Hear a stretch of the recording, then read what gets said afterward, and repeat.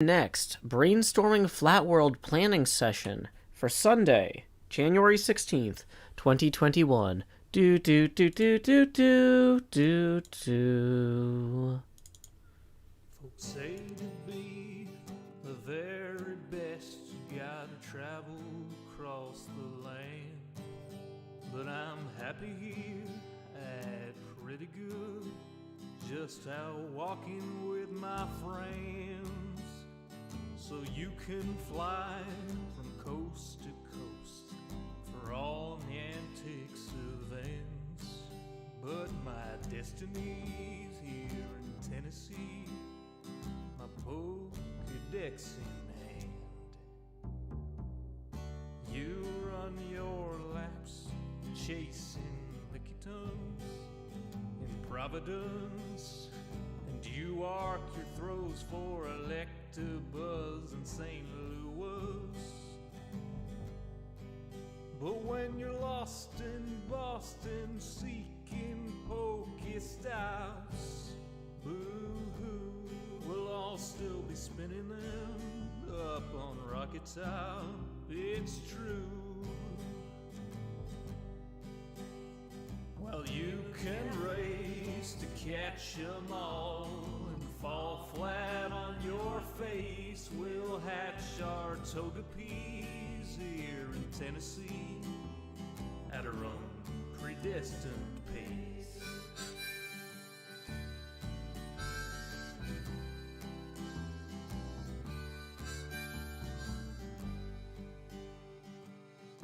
We don't need Tanglers from Los Angeles. If you're there chasing Charizard, you're making your life way too hard. Clutching garlic, pounding pavement down Ventura Boulevard. We don't need Nidoqueens from down New Orleans. I hate to rain on solo you, but parades need a willing crew. All those squirtles on St. Charles saw you wandering and withdrew. Well, you can race to catch 'em all and fall flat on your face. We'll hatch our Togepi's here in Tennessee at our own predestined pace.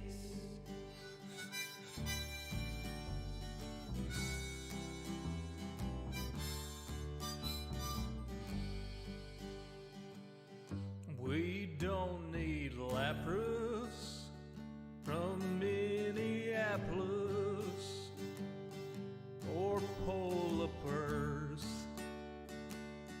from Mississippers. There's enough Weedles on Monteagle, we could evolve a swarm of Beedrill. There's enough Snubble down to Shovel, we could team Sled with Grumble. We don't need Oregon from out in Oregon, or any Pikachus from up in Massachusetts. Sorry, Professor Oklahoma, we'll raid gyms in Tullahoma. Sorry, Pokecoin Palooka, we'll hatch on hikes in Chattanooga. Well, you can race to catch 'em all and fall flat on your face. We'll hatch our Togepi's here in Tennessee at our own predestined pace. Well, you can race to catch 'em all and fall flat on your face. We'll hatch our Togepi's here in Tennessee at our own predestined pace.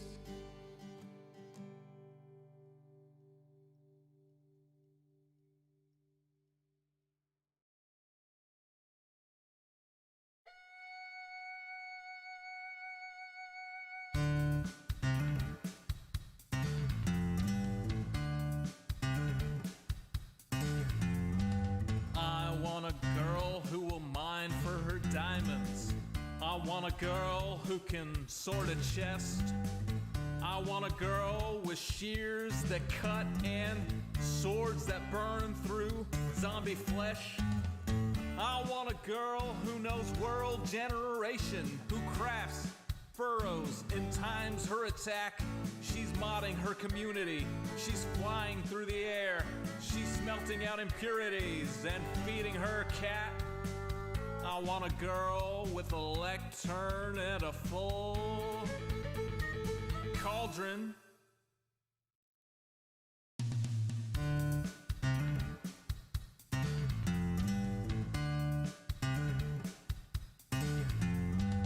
I want a girl who logs in early. I want a girl who plays till late. I want a girl with unobstructed creativity who uses a tripwire to ruin your day. With shulker boxes organized and lustrous in a tone that will torch you like desert grass. Who crafts furrows and times her attack. She's smelting out impurities and feeding her cat. I want a girl with a lectern and a full cauldron.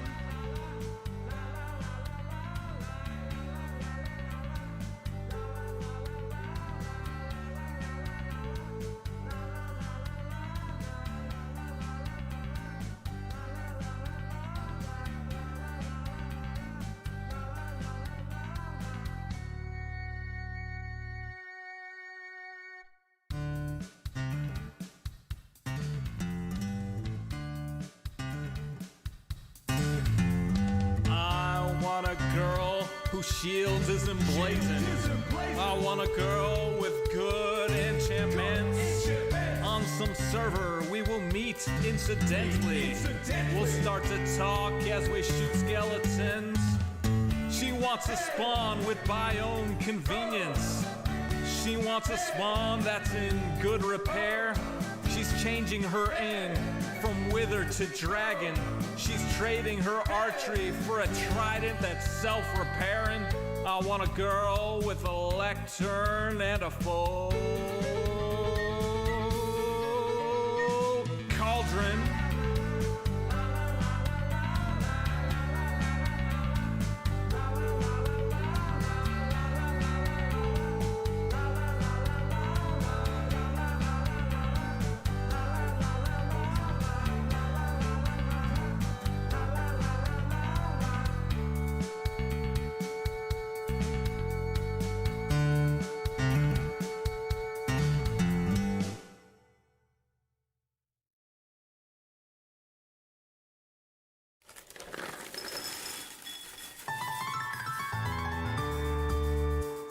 The summer is past, but your days keep growing longer. There's no wind in your sails, but the storm's blowing stronger. Walking hard, standing tall, keeping your head up through it all.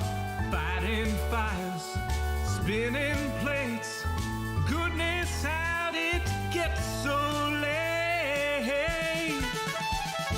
Lay your head down and dream. Lay your head down and lay your head down and dream. Lay your head down and just let your mind flow downstream.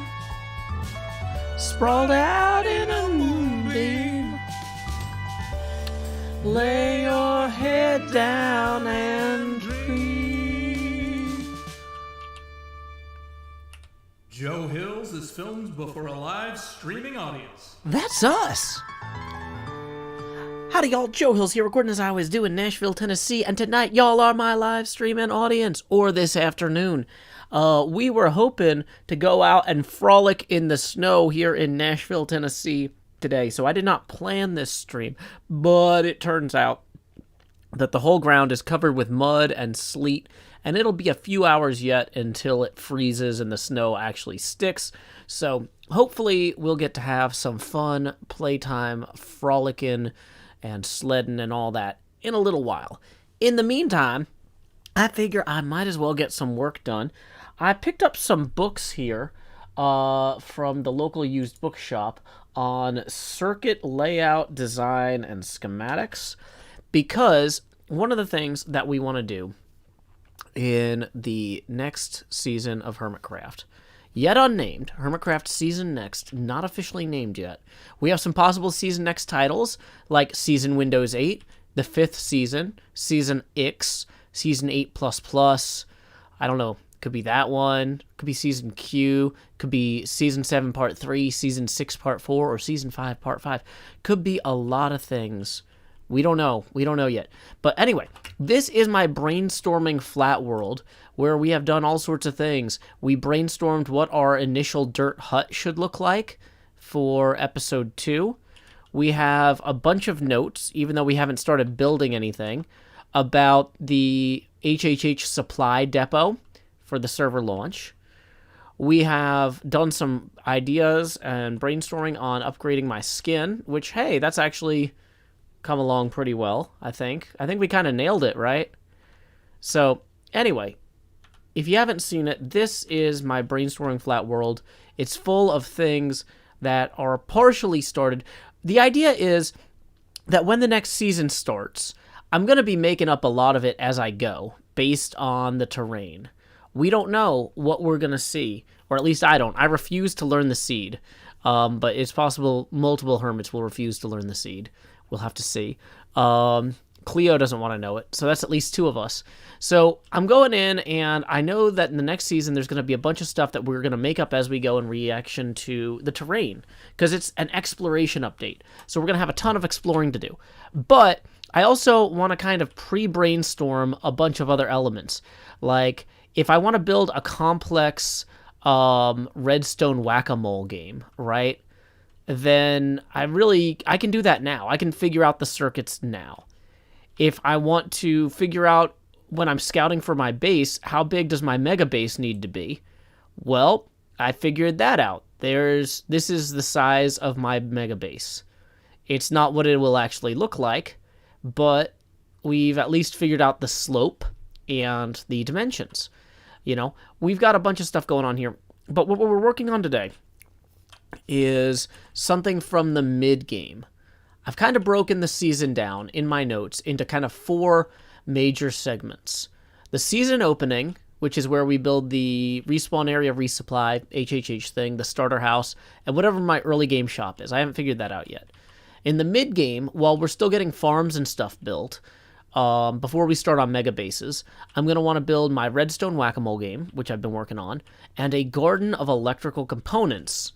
And that I want to have this garden put around where I'm going to build my mega base. So you'll be able to see my electrical component garden from the mega base and vice versa. So what is a garden of electrical components? If we come over here, you'll see we actually have more boards. The early game, season opens board is completely new copper. We have a bunch of notes about a bunch of things over here. Bum, bum, bum, bum. But then over here, when we come to the mid-game board, which is slightly more aged copper, we have the Garden of Electrical Components, name TBA. Or TBD. Actual name TBD. But we want to have paths and displays based on electrical drafting symbols. And that's one of the reasons I picked up this book. Oh, you can't really see that. Well, you really can't see that. If I hold it super close. Anyway, how to read electronic circuit diagrams. I mean, there's a bunch of online resources for this stuff, but what I found was a lot of the online resources, quite frankly, are terrible. Or they're not laid out the way I wanted. So I went to the used bookstore and I got a few used books on electronic circuit diagrams, and the fun thing about those is they actually also, a lot of the Boolean logic stuff that you'd use for redstone, you could apply from this to that. So that's pretty cool. I'm excited about this. Vicky, I'm glad your audio is working, but everybody else seems to be good on audio. Oh yeah, quick reminder, this is a viewer-supported stream, and tips are welcome via paypal.me/JoeHills. and YouTube Super Chat. Okay, welcome Havard Nestjo, welcome Mahi Zero. Okay, this person yelling in all caps is going to get timed out because you're not allowed to yell in all caps here. Okay, welcome Sawyer Kettler, Grant Rogers, Aaron Ferriera. Welcome Vicky. Welcome Kaylee Judy. Welcome Faith. Glad y'all could join us over there in the YouTube chat. In the Twitch chat, welcome to One Thing 21. Welcome Aku Inu, Little Miss Giggles, Cosmonaut, Pamarankak, Eli Fan, YouTube, Yo-Yo or something like that. Welcome Yazi Wolf, Karen, Ruby Finex, Withervane, Games with a Spoon. Welcome Ed Noria, Antihero Rotation. Welcome Luneth. Welcome Very Evil Anvil on the Diagonal, Loud Sketching, and Cryptic Fen. Glad y'all could be here. Lichenian, a Lyndon Sylvester. Welcome Flipstream. Don't eat yellow snow kind of tips. I mean, I wouldn't recommend that. But I meant more like financial support for the show. Monetary tips are welcome via paypal.me/JoeHills. Although if you want to put advice in with the money you send, you know, that's fine. Welcome Lakazaria, EJ the Green, Taylor Fowler, Alicia Starr, Stansu, Marian Jaluta, and Lord of the Wind. Stansu says, when will Season 9 start? Well, I would hold up my sign that says soon, but the camera's actually a little bit small right now. So we'll come back to that later. Okay, we have to do a few things here. Let's get my green screen set back up behind my player, and let's switch this over here. So my idea for the Garden of Electrical Components was to build a giant sprawling area where we have cutaways of actual electrical components that would be in all sorts of things that you guys see every day. Like, what is the inside of a capacitor like? What's the inside of a battery like? How does a transistor work? You know, that sort of thing. Hey, welcome Sharf. Glad you could join us. Welcome Professor Maple, Controlled Chaos. Glad y'all are here. So, my concept was to try to build kind of an educational path that would follow the contours of the terrain. We're not going to do terraforming for this. We're going to try and find a good location for this. And that as you walk down this path looking at all these cool things, the site where we'll build our mega base would be visible. So then I can kind of take a break throughout the construction of the mega base, go in and add more things along this path, and then you'll be able to see the mega base growing in the background. The Fluffalo says, I ask myself how a transistor works every day, and I graduate this semester with an electrical engineering degree. Exactly. Tabris says, is this idea inspired by the work you did on XB's base in Season 7? Not really, no. But yeah, let's see. Welcome Jonas Gaming from Chicago. Flipstream says, battery will be interesting, going to fill it with water. Not necessarily. We can use glass and things to represent fluids. But there's also a bunch of different types of battery. So we could show, like, how does a lead-acid battery internally look different from a lithium-ion battery? I mean, because a lot of the core concepts are there, but there might be certain structural differences that are interesting to note in terms of keeping them operating safely or stuff like that. I don't know. What about wind turbines or solar energy? Wind turbines are big, Grant. So what we want to do is we want to take tiny things and make them large enough to look at. So a wind turbine would be a poor fit for this because a wind turbine is already bigger than a football field in some cases.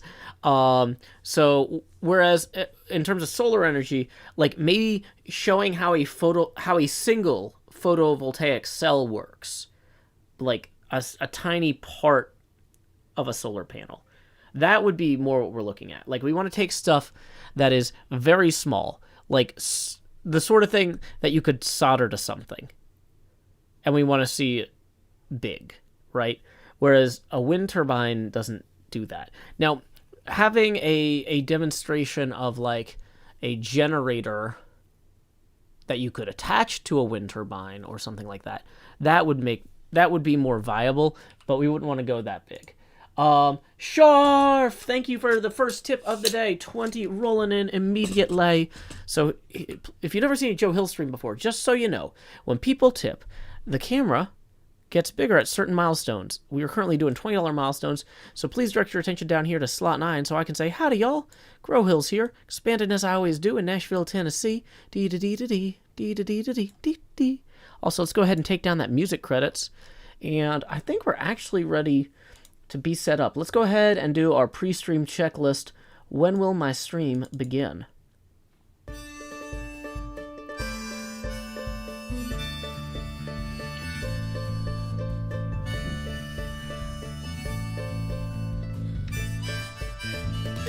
PM, the usual streaming setup. Turn on the lights, make sure they're bright and gleam. Title, tweet, pour water, tank top, and chroma. OBS seems all set, so I click start the streaming, so I'll pause, fold in, and open VLC. I'll pick 2 songs before, lay your head down and dream. I'll say that's us to y'all, Joe Hills from Tennessee. Folks asking when will my stream begin?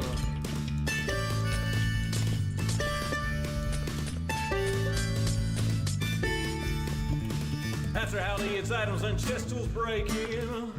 Pickaxe went poof while talking to you professional Minecrafter here, there's no mistaking. So I'll click crafting quick anvil time and jam pick, then I'll replace the books in a random chest with care. I'll tour my winery, I'm sure there's blocks somewhere, and then I'll hush and hush and hush and hush chaps where not any closer to recording. Folks keep asking and asking and asking and asking, when will my stream begin? Seriously, y'all, I need to record this next episode I've been working toward. I can't edit without footage, no. Once I'm all geared up, maybe we can start the show. Alrighty, so here we go. We are going to go ahead and build an extension from our era board. We have the mid-game era, and we're going to build a more detailed note board down here, following this track from it, about specifically the electronic circuits garden. So people are asking, what about steam power? Well, steam power is not traditionally considered an electronic component. So I'm not really interested in doing steam engine stuff. I'm kind of trying to keep the focus on this pretty narrow. Flipstream seems to know what I'm talking about. He's like resistor, capacitor, diode. Yeah, that's where we're looking at going here. Alrighty. So let's see here. This is our episode planner board. We don't need to mess with that right now. Okay, so electronic component garden. Boom. And let's get some glow ink to make this light up a little bit more. So this is where we'll do our complex notes about this concept, now that we're building it out. Havard Nest just says, are you making models of them at realistic sizes? Well, they're going to be at different scales depending on how big they need to be. Like what level of detail is necessary to show the inside of a transistor versus the inside of a capacitor, right? They might not need to be perfectly the same scale. Hey, welcome, Marin, and thank you for the 11 Abacus bead tip. That's going to put us 9 away from the next face camera expansion. Tips are welcome via paypal.me/JoeHills and YouTube Super Chat.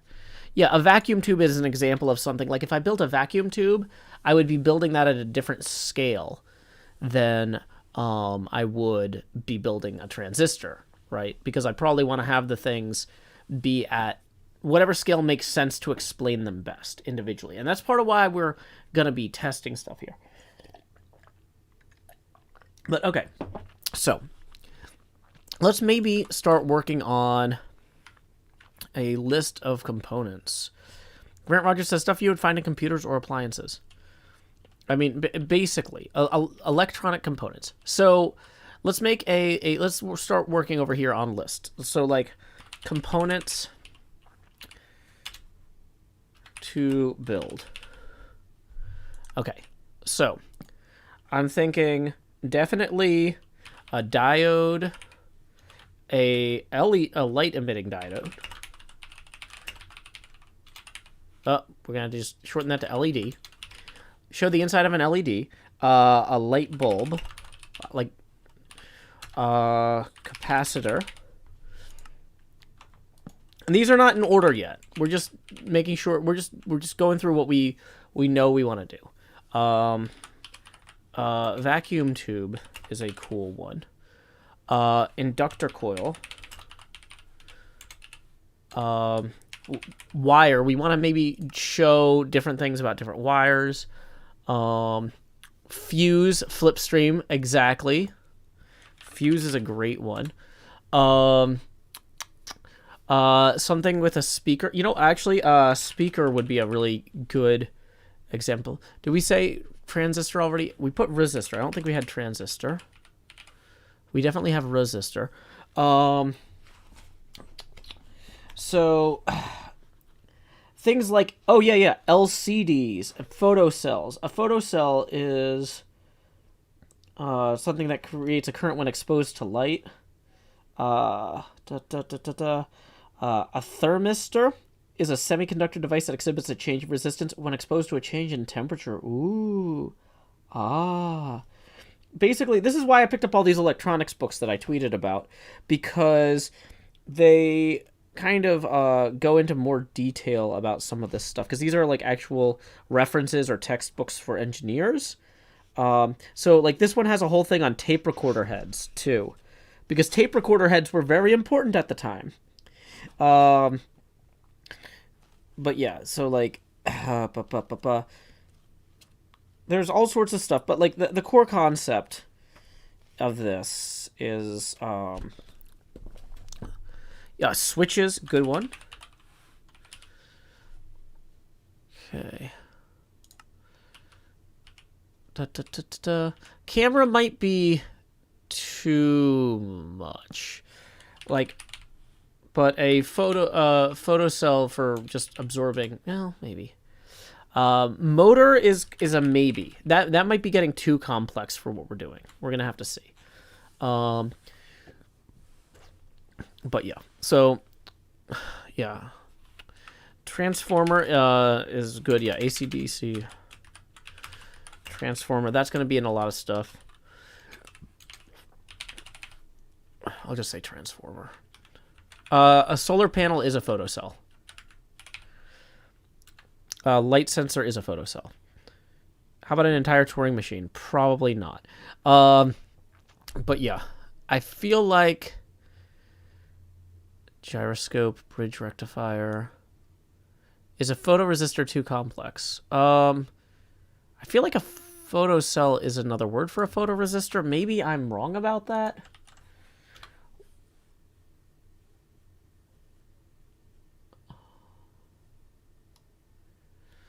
I'm going to put maybe on bridge rectifier.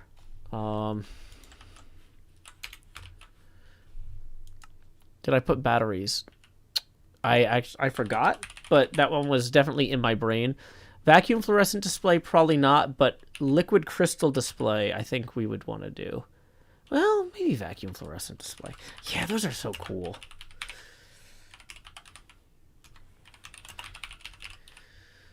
Yeah, well, logic gates are kind of a separate thing. But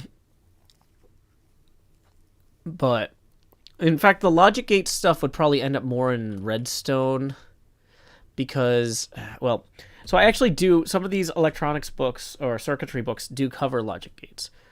Grant Rogers says, what's a liquid crystal display? If you ever had a Game Boy, the original Game Boy had a liquid crystal display. A lot of old Radio Shack games and stuff. Have you ever played those Tiger games? Fade Alchemist rating with a party of 15. Welcome. Okay.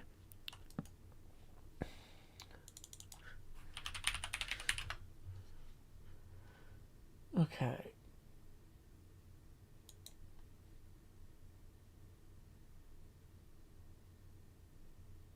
Okay, inductor coil. We're just brainstorming stuff to build in the next season of HermitCraft. Show the logic gate by its diagram form. That's the thing, P. Marinkak, is actually, I was kind of thinking about doing some of that as pathway decorations and stuff. You know, actually, radio antenna is a interesting concept, or yeah, like, well, and the necessary stuff to understand it, or yeah, radio signals, or yeah, logic gates is map art. I was thinking is using logic gates on the paths, possibly, like on the ground. Mind's Eye says, in regard to photocells, there are phototransistors, photodiodes, and light-dependent resistors that do similar but not the same things. Do phones have liquid displays? Oh yeah, if you had an old Motorola phone, that would have a liquid crystal display. Or an old, like the old Nokias.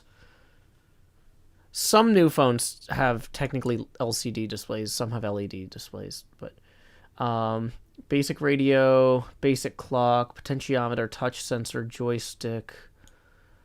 Okay, yeah. I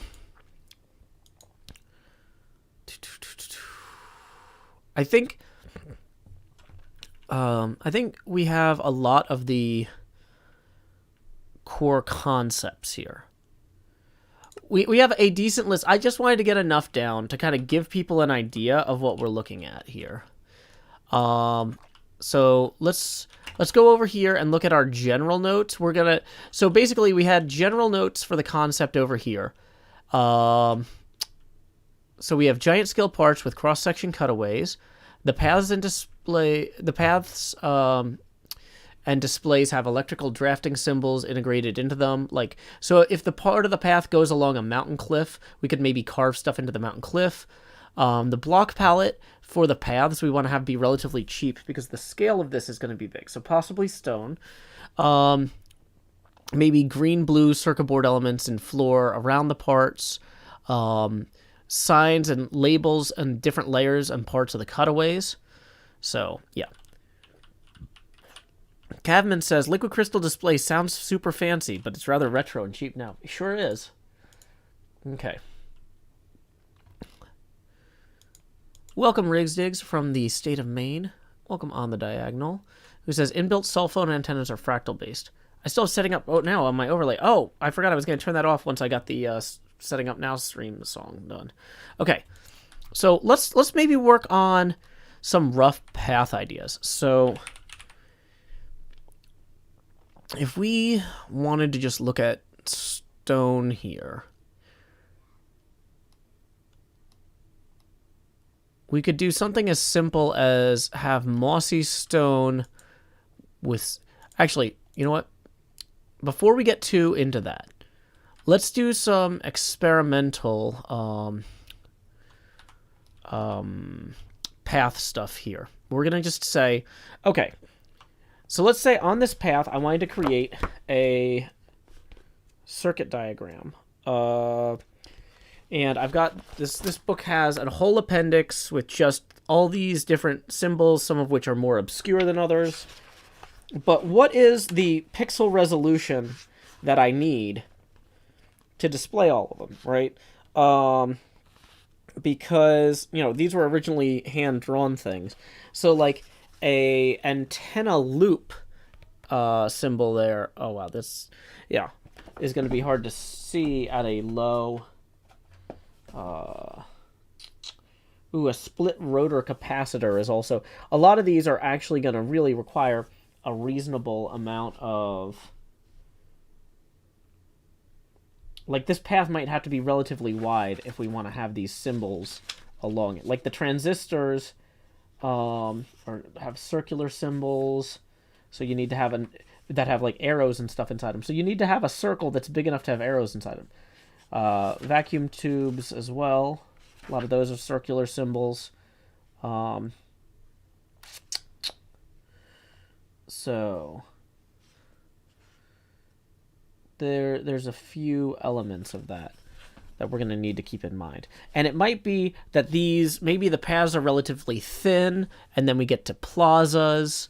And then the plazas are where we have the things on the floor. But that's where we're going to look at this. Toxic Litter says, might be good to use map art here. Well, no, because we're not... for one thing, we're not going to have the time.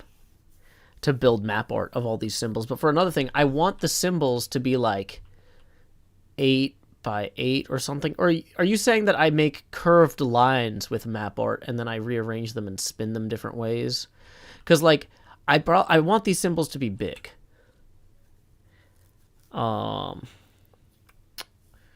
So like, okay, let's just, so for example, a dipole antenna would be like 1, 2, 3, 4, 5, 6, 7, 8. Then it would come out 1, 2, 3. And then we'd probably have a 3 gap here. Whoops.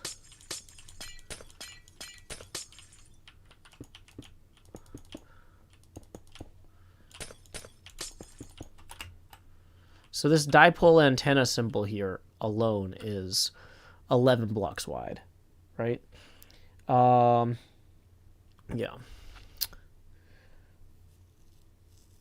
And some of them have like little bumps on the line. Like the wavy lines are hard to show in Minecraft. Welcome, Morgana B. Okay. Do you want to build a lamp stack? Okay, so this full wave diode symbol is gigantic. Like, let's just do a simple diode. Let's just do a simple diode. That would just be something like 1, 2, 3, 4. And then we come out. No, that's not far enough.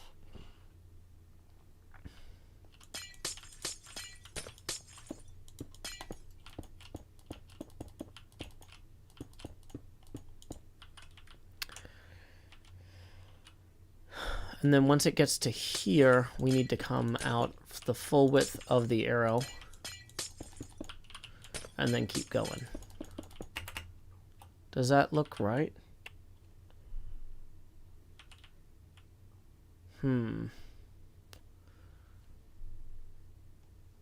I feel like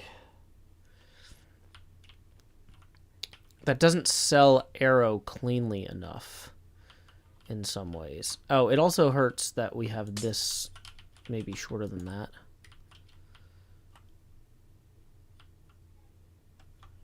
Actually, this should be longer here too. I'm doing that wrong. Might be able to do more detail if you do the symbols with buttons, slabs, and blocks underneath a glass path. Yeah, maybe. Wavy lines can be used with rails going back and forth along a diagonal. That's an interesting idea. Started snowing hard in Kentucky right now. Well, it started snowing hard in Nashville too. 1 second. Let me see if I can. I want to see out the window.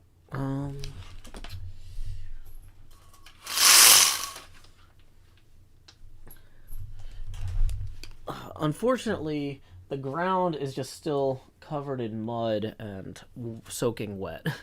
So it's like there's some snow, a thin layer of snow over a bunch of mud because it rained for like 16 hours first. So we gotta at least wait for that to melt, or not melt, to freeze. The opposite. Scratch that, reverse it. Aaron Ferriera says, it looks like hieroglyphics. Yeah, that's the cool thing about these symbols, is even if you don't know exactly what they mean, they clearly mean something. Like, they are intentional symbols. These are not occurring in nature. Kushal Batkar says, hello, sir. I want to thank all hermits for entertaining us with HermitCraft. You're most welcome. We are happy to do it. It's a fun way for us to make things for people to enjoy. Okay, so like a bell would have a symbol that's a square with a circle with 2 leads or wires coming out of it. So let's say that we have a square that's 5. Whoops.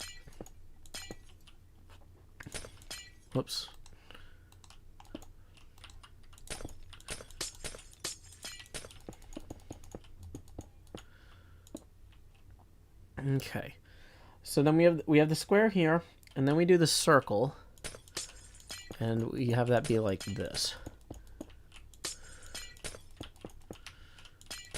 Is that small enough and to still be recognizable as a square with a circle? And then we have 2 lines coming out of it. Whoops. That actually kind of looks like a person, which is cute.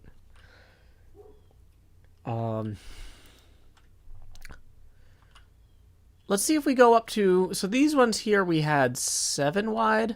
If we go up to 7 wide on that, how much does that get us? 1, 2, 3, 4, 5, 6, 7. 1, 2, 3. That's 4 actually. 5, 6, 7.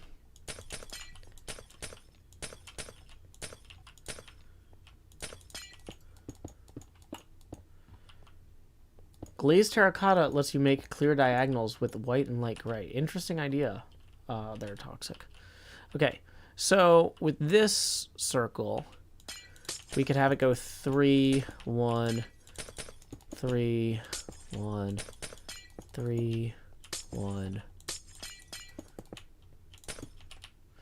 Then we still have our 2 wires running out the bottom here.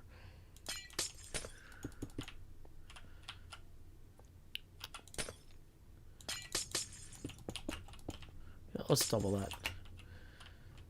Okay, so this bell symbol more clearly has a circle above it, but this one's fine too, right?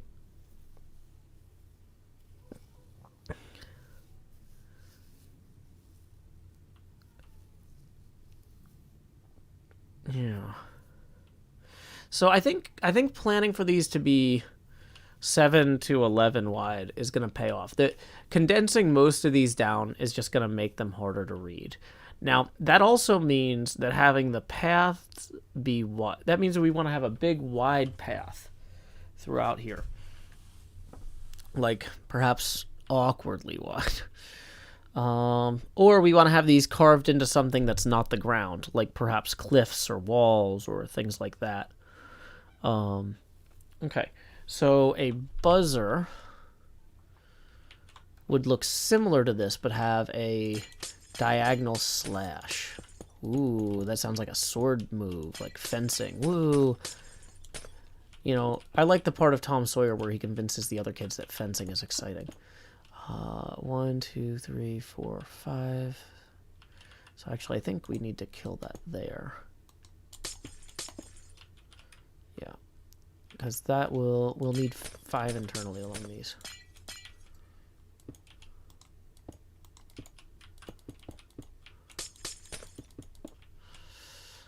Okay, and then... But instead of having the circle on the top for the buzzer,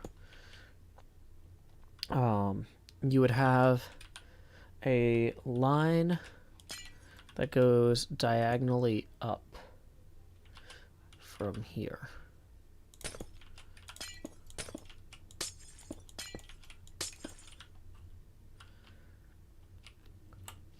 Looks like he's opening a pizza box. We're just using obsidian for now, for example. Daniel Chapieski says, for pinball schematics, you want to have symbols for relay and solenoid.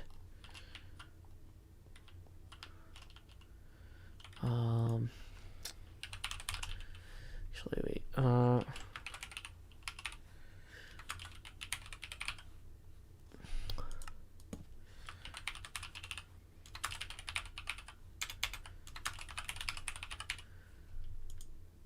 Two people listening to records.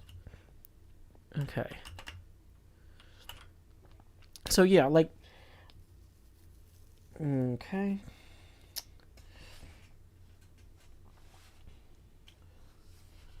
Let's see.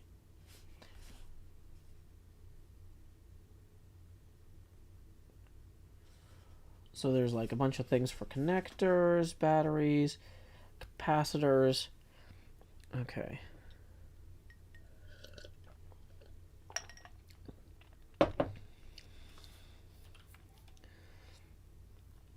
Electrolytic capacitors, feed-through capacitors, split rotor. Okay.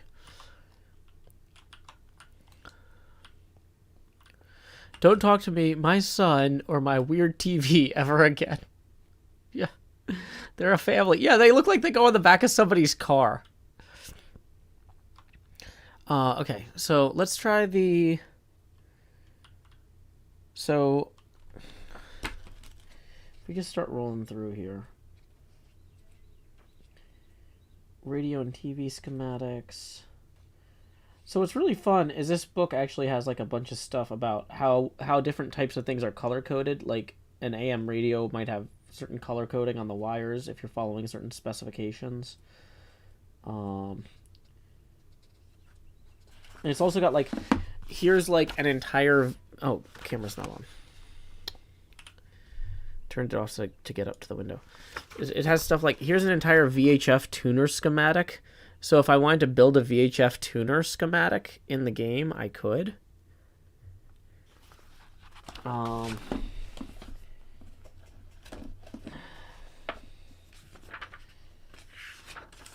There's a tuner control schematic.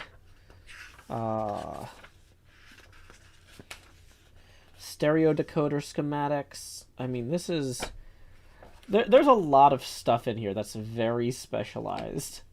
But it's really interesting to look at. Oh, a remote control schematic. That shows like how the different switches hit the IR transmitter and what they... Oh, that's interesting. Sorry, I'm just gonna be over here looking at this book, but it's neat. It's neat having... for example, here's a power supply schematic. And it's like, you know, this one's simple enough. Power supplies are relatively simple. This is how to read electronic circuit diagrams, 2nd edition. But then I've also got this insane book for $2. $2. That was actually signed by the author to his daughter. And this is a very old book, so I'm assuming that his daughter didn't give it away, that this was from an estate sale or something. But yeah, this is 530 pages of schematics for things. For electronic components and things.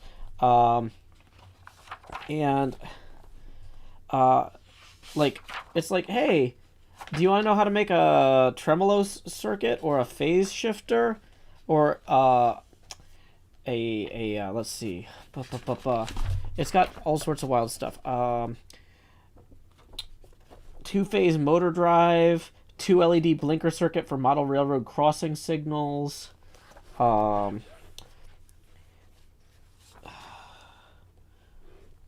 FM remote speaker system. Let's see. Proportioning temperature controller. Digital voltmeter. Like floating input meter amplifier. Dang it, that's too many syllables. Tried to do that wrong. But basically, almost any kind of circuit that you could need for doing almost... Whoops, that's turning the page. Almost any kind of circuit that you could need for doing any kind of thing is in this reference book. Basically, they just licensed the designs for, like, a bunch of things from a bunch of companies to print this reference book in 1978. And so it's shockingly good. Hey, welcome, MK the Worst. Glad you could join us today. We are just looking at building circuitry symbols in Minecraft. We got a dipole antenna. We've got a bell. We got a slightly different bell. We've got a buzzer. Yep. Daniel Chapieski says, how to build a pinball machine has schematics that look simple enough to transpose into Minecraft. That's kind of what I was going to get to, Daniel. You're one step ahead of the audience, but you're not one step ahead of me. But yeah, MK. So yeah, we're going to be building kind of a garden of electrical components sized up such that you could actually see how they work. And so I'm looking at the symbols for some of those components. And a few reference books I got at the used bookstore. I tried going to the local library, but we ran. So the problem is, this is the sort of thing that the university library would be really good for. And as an alumni, I could normally just go in there and grab a bunch of stuff. But because of COVID, they're not allowing alums access to the university library right now. So, yeah, spoiler alert. I got some time. I got some time before the next season starts, so I'm trying to plan ahead on cool stuff to do. But yeah, so let's see other kind of symbols that we could have. Let's go back to switches actually, because that's an interesting one. Basic components. That's in chapter 1. So, actually, okay. Resistor is interesting because it has wavy lines. Let's figure out how we would do a resistor. Because that would be 1, 2, 3, 4 probably, and then so to do the wavy line, I think what I would want to do is just kind of go up and down like, like this.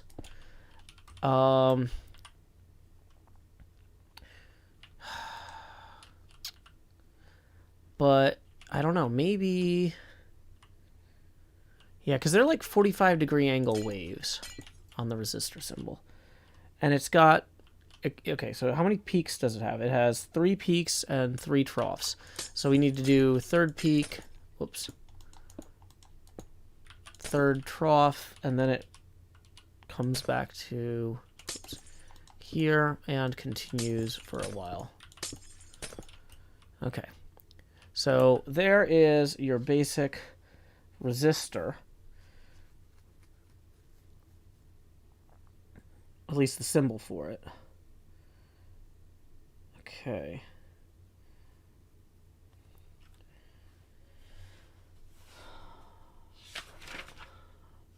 So that's the symbol for a fixed resistor. A tapped resistor would have an arrow.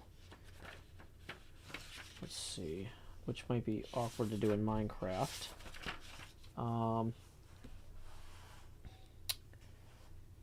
So then we've got a basic capacitor would be like,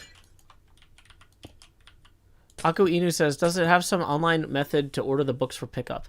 Yeah, but the problem is that I really needed to be able to look through the books first to figure out kind of what level they're at, because there's all sorts of electrical engineering books about circuitry that are not about, they're not at the level I'm at. This is a book full of differential equations, not a book full of schematics, right?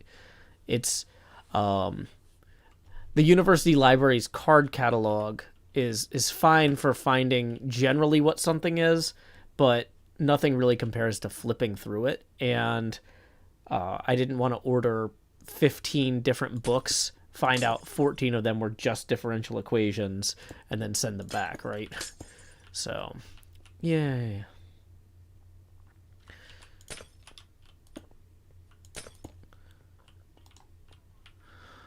Okay. So we want to have a gap here for, so a fixed capacitor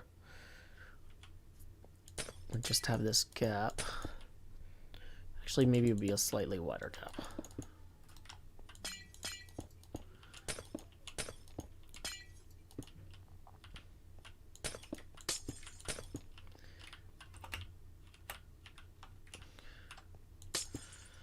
Okay, so that's a fixed capacitor. Now, a variable capacitor would have an arrow on one of these. So I think that we could do that as well. Actually, let's give it at least 3. Pi. Whoops.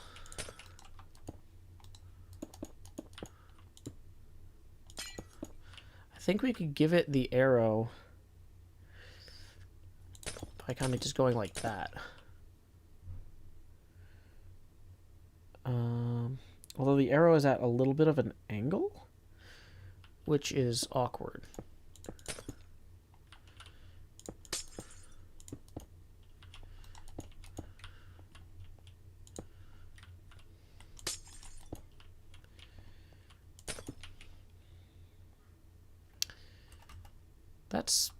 That kind of conveys what we need to convey, but it goes way further out than I think maybe it should. What if we bring that in one? Wait, we keep that one. Wrong. Okay. Dang it. Blocks. Then we have this one here.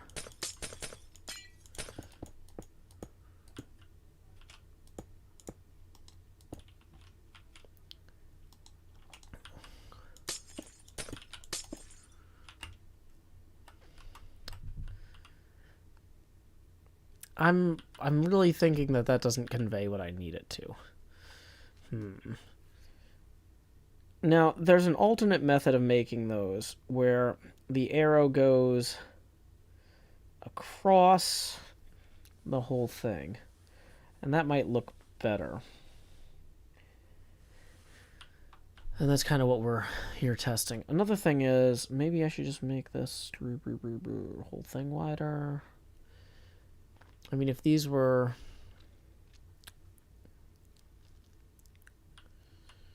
Yeah.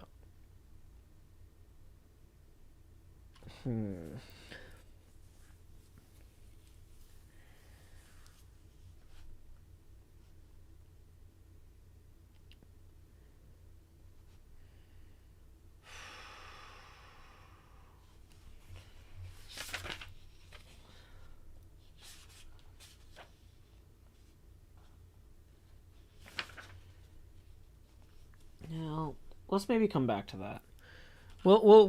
Yeah. We don't want to get hung up on one thing. The regular capacitor seems close enough. Yeah. Okay. So, let's go ahead and look at coils and chokes. Which is an inductor. The symbols for those... Interesting. Seem to indicate what the core is of, as well as that it's an inductor. So an inductor would have 4 bumps on it. So we're going to start this here. And then it would go like this.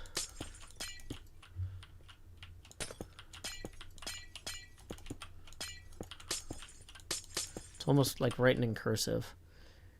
Except we need one more.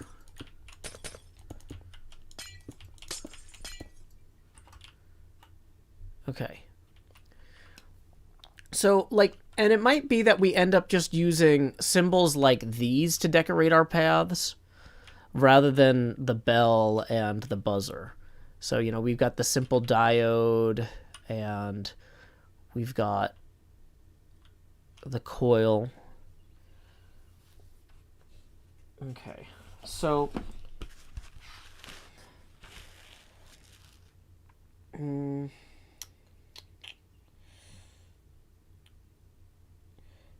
so if you wound coil wire around a pencil, you'd have a certain amount of inductance. If you wound the same coil around an iron rod, the inductance would be greater. If you wound the coil on a form and placed an iron slug inside the form, which could be moved into or out of the coil, you would have a coil with variable inductance. Okay. Interesting.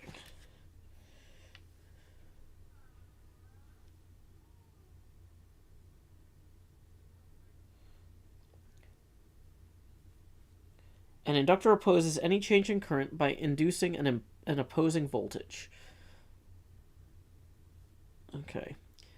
The term used to indicate the amount of inductance is the Henry. Well, that's good. If there's any Henrys in the chat, this one's for you. Okay.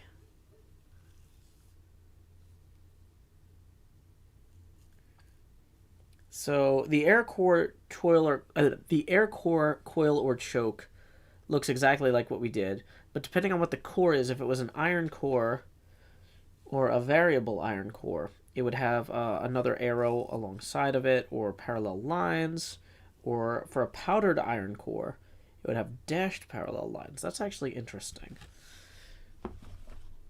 And could look good in game. So let's see what that would look like. And those parallel lines start shortly before, or no, they start even with that. So we're going to give it a little bit of space, but not too much here. So that would go like boom, boom. So this is the powdered iron core parallel lines.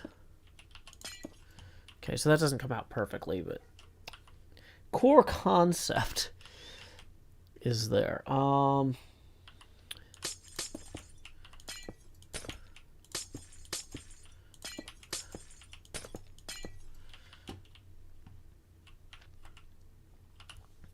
Yeah, so for path designs, that's not wild. We could use that somewhere. Okay. You might want to take different symbol norms into consideration. Like the DIN resistor is just a rectangle with 2 wires coming out of the end. Laser sensor requests toxic glitter. Maybe. Laser sensors are kind of more modern. I'm trying to... But actually, wait. No, there's probably a lot of good... We'll come back to that. Yeah. As soon as I said that, I'm like, no, wait. Lasers have been around forever and they're in everything. That's absolutely a thing I should consider. Okay, so just to review, we've got some electrical symbols converted into pixel art right here.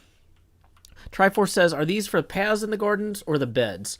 I'm trying to figure out what would look good on a path, what would look good as, like, if we had to, like, carve into some cliffs here and there, what would look good, like, embedded in the cliff face as designs.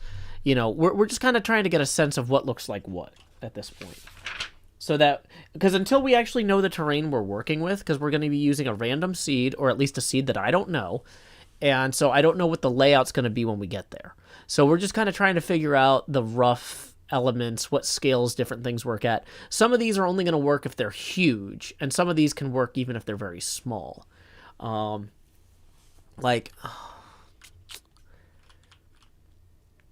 But, you know, like, we couldn't make this one any smaller. Okay. So, transformers. Transformers differ from coils in that they are a combination of 2 or more coils positioned close to each other physically, which provides the means to transfer energy from one coil to another. 2 coils of a transformer are labeled primary and secondary. Just as in the case of coils or inductors, a transformer can have an air core, a fixed iron core, or an adjustable iron core. When an AC signal is connected across the primary coil, the resulting magnetic field causes or induces a voltage in the secondary winding, and so the signal is transferred. Okay. So those actually look... Oh, wow. There's some cool stuff here. So some of them... So basically you take these 4 bumps and you oppose them with other symbols in the interim depending on what you're using it for, what you're doing with it, or how you're doing it. So that's cool. The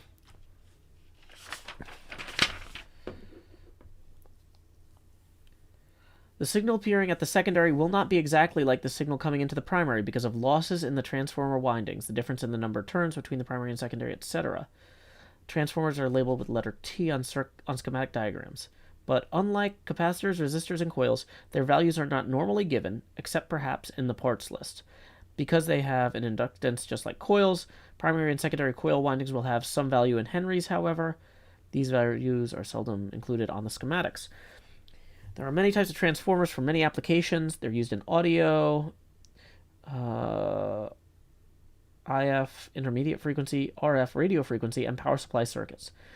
Transformers designed for audio and power supply circuits generally have color-coded leads, which is another word for wires, indicating primary and secondary windings. Like the resistor and capacitor color codes, transformer coding is standardized by the EIA and appear in Appendix B.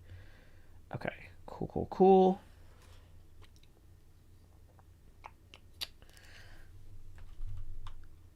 So, ooh, here we go. Batteries. Single cell battery and multi-cell battery. Or multi-cell battery or single cell batteries connected in series. Neat. Okay, let's go ahead and do battery. Welcome, Joel. Glad you could join us. Holly Pill says, I need this for revision. Christopher King says, add a full bridge rectifier. It has 4 diodes and a capacitor used to convert AC to DC. That is something we are considering. Darkness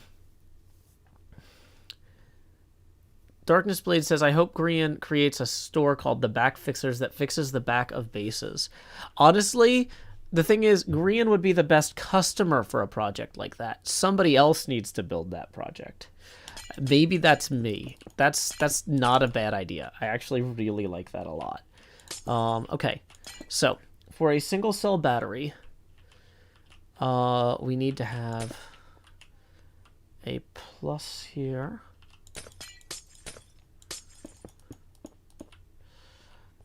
We go out 3 on either side. Then we have a gap of 2. We come in like that. And we have a minus here.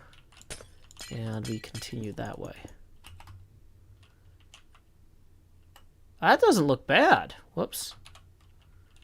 Look at this. That's way better than our arrow down there. I mean, because there's no arrows. The ones that have no diagonal lines are super easy.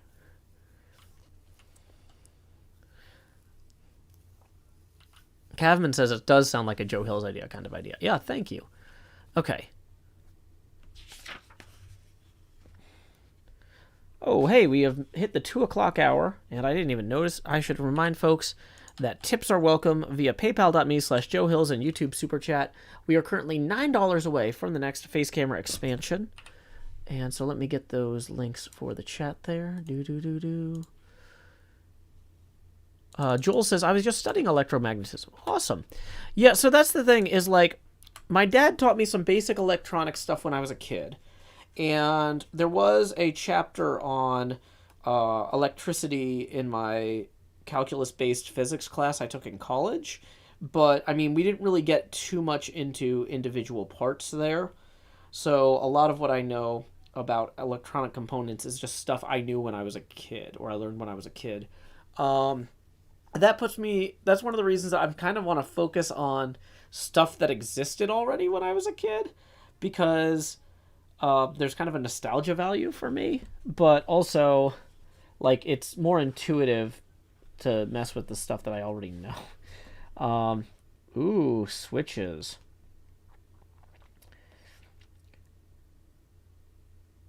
Wow. Schematics and symbols used for switches get wild depending on how many positions the switches have.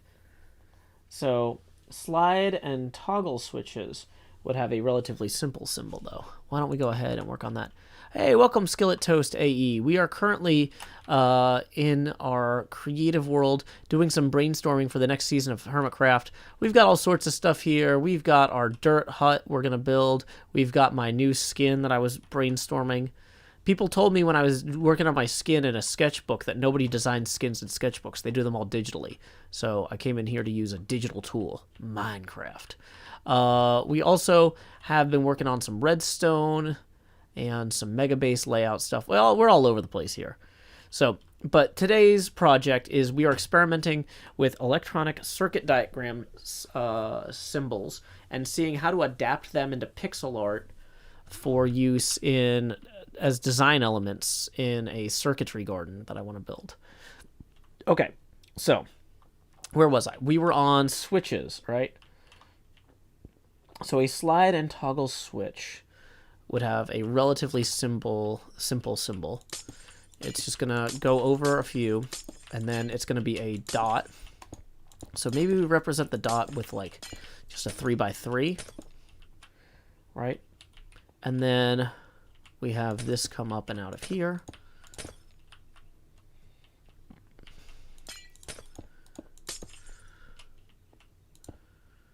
Oh boy, this has kind of gotten away from me. It is hard to do arrows at a diagonal in pixel art. But yeah, maybe we go up and out a little bit more first.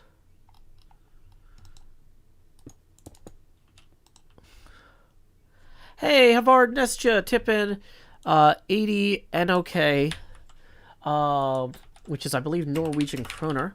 We'll see what that comes out to in US Abacus beads. Boom, that is 9 US Abacus beads. Says this will be the most unique base in HermitCraft history. I don't know. We've had some wild ones, but I do want to contribute. So here we go. It's time to expand.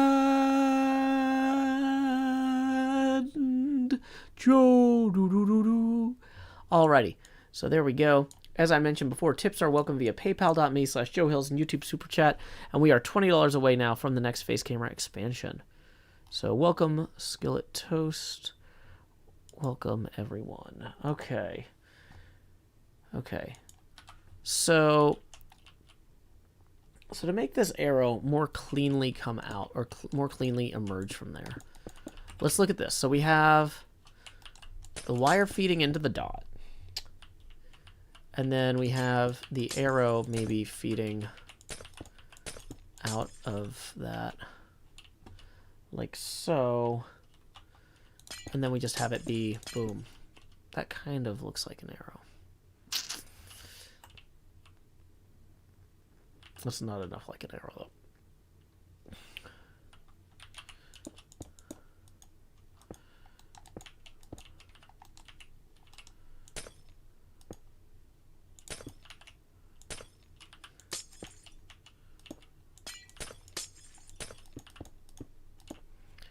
I mean, that more cleanly reads as an arrow, but it's not sufficiently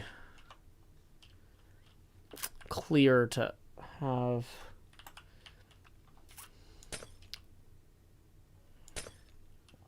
Well, let's see it.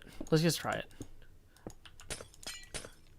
Could just use an arrow in an item frame. Well, I don't want to do that, though, because it won't look right when people are flying over it.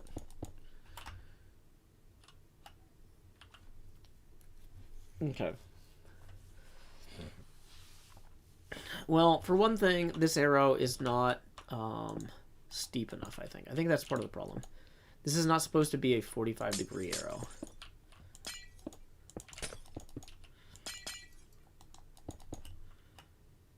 That doesn't look enough like an arrow either, though. Maybe because we need it to go... Yeah.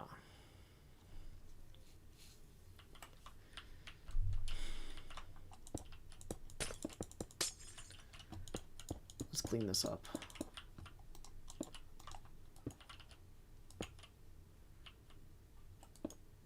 Tom the Koopa says, I haven't ever seen the switch symbol with an arrow.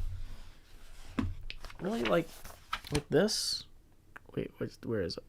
That's the complex one. Where's the simple one?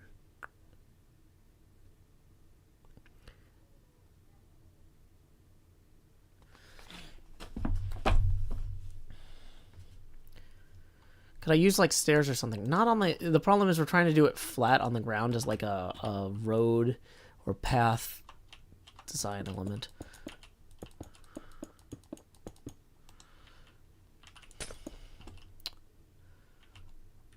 I think maybe we go like something like this.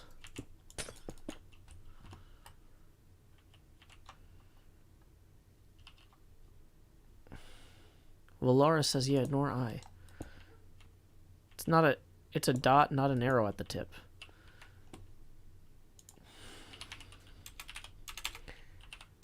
I wonder if that's an international...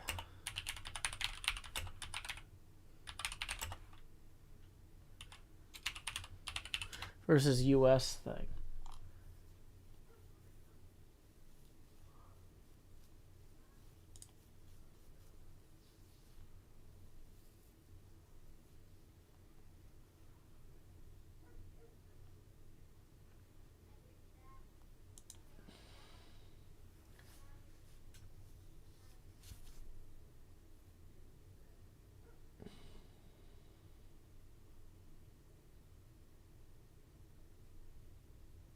Interesting. Yeah, you know what? I'm looking at it, and it looks like a lot of places aren't using arrows on those anymore. And I don't know when that changed, because I remember when I was a kid they had arrows. So this didn't seem wrong to me. At least, like...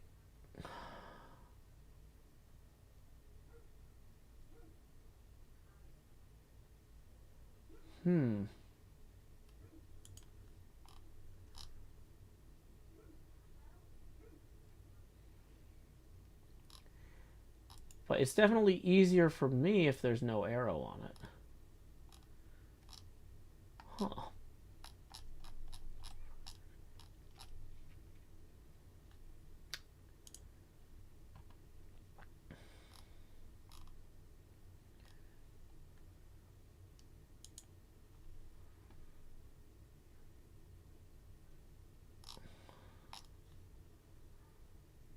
Latching switch.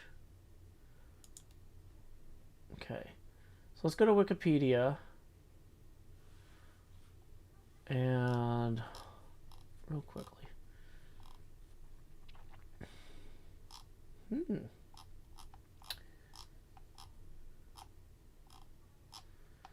Wikipedia doesn't show it with an arrow either.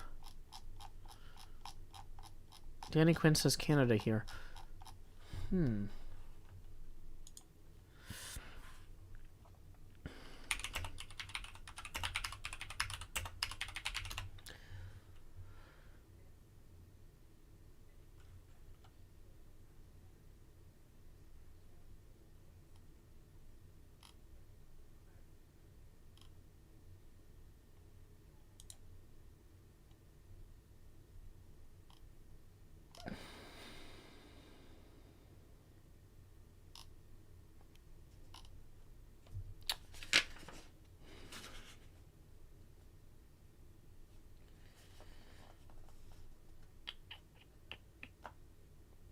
Yeah, so single pull, double throw. This is exactly the kind of switch that we're looking at in these other places.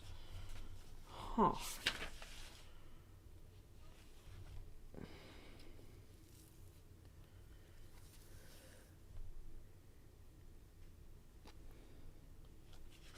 Well, that's interesting. Okay. Yeah, so, well, I mean, well, this is, in a lot of ways, it's easier for me if there's fewer arrows on things. So, yeah, let's just do that. I am curious what the history of that is. Triforce says, I asked an engineer, my older sister, no arrow needed. Yeah, the arrow might not be needed, but I'm curious where the arrow came from, if that makes any sense. Or like when the arrow went away.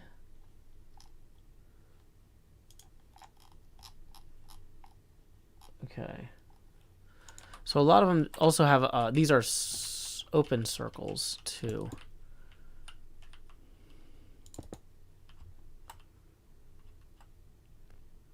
Okay. May Downing says, in my Australian textbook, there's nothing on it, just a line. Danny Quinn says, I think the arrow is probably from where the current was going. Well, I mean, I don't think that really matters too much with a switch, though. Is the arrow a special switch? Not according to this book. It's just a normal single pull, double throw, or SPDT switch.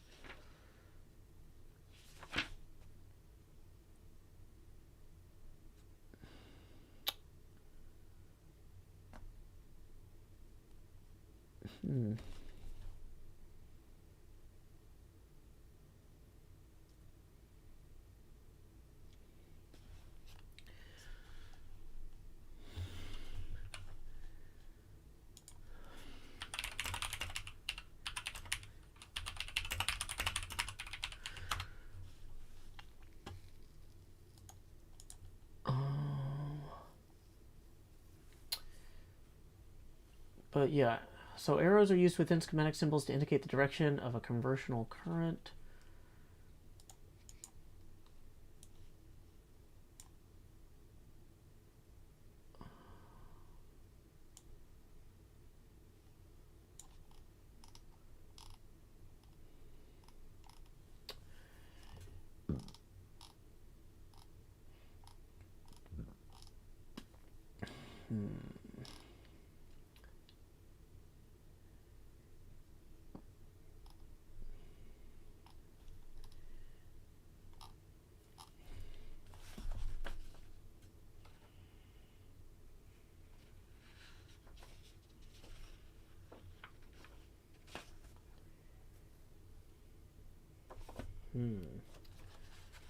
Well, yeah, so that's strange.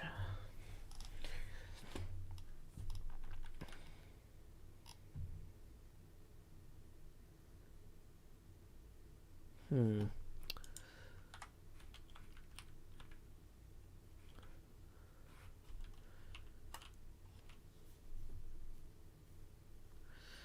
It's Zach says some switches had arrows, some didn't. When they searched, looks like it's optional. Well, that's good to know. I'm also noticing that some places are doing open arrows for things like an LED, and some are doing closed arrows, or like not open or closed, but like whether or not they're hollow. Like, is it an outline or a full thing? Okay, so resistors, I can see immediately that there's a difference between international and US symbols. So the international is rectangular, the US is the zigzag. Inductors have a solid rectangle, whereas the US has those bumps. Switches don't seem to be different internationally to US. Okay.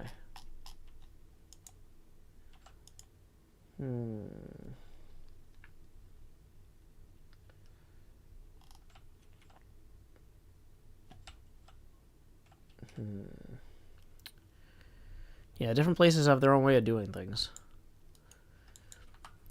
Yeah, Viper. The arrows make sense in a transistor, but on the switch, I wasn't sure why you would need to indicate current direction. Okay. So, we've got some stuff here. So let's see, if we were going to make the international resistor here.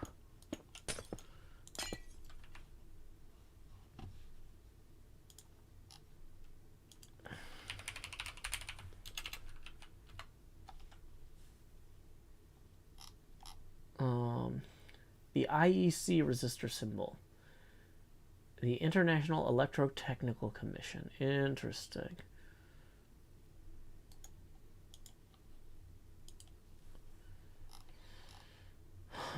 Okay.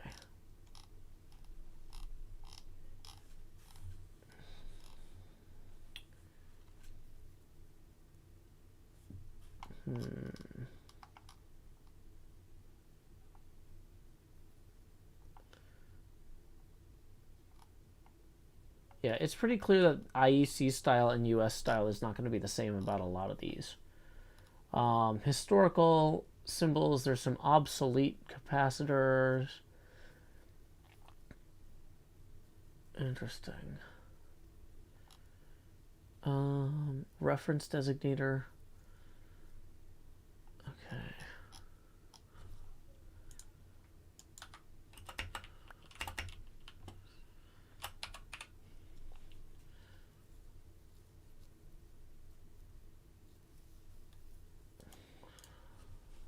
Okay.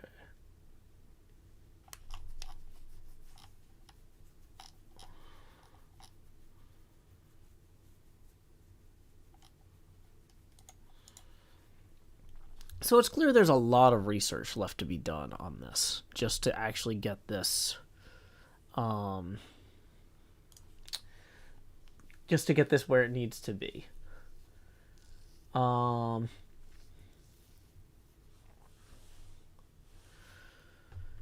boy.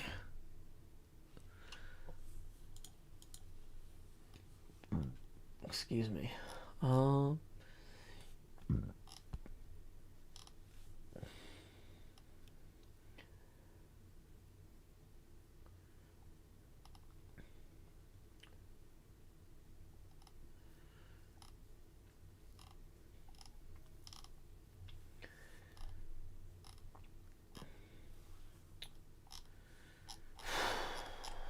Yeah, this is just giving me a huge, like, I'm skimming a bunch of research material now, and I'm realizing how much more there is to do. So let's maybe just stick with doing Let's just stick with doing the symbol stuff right now. So if we go look at a diode in Wikipedia, there is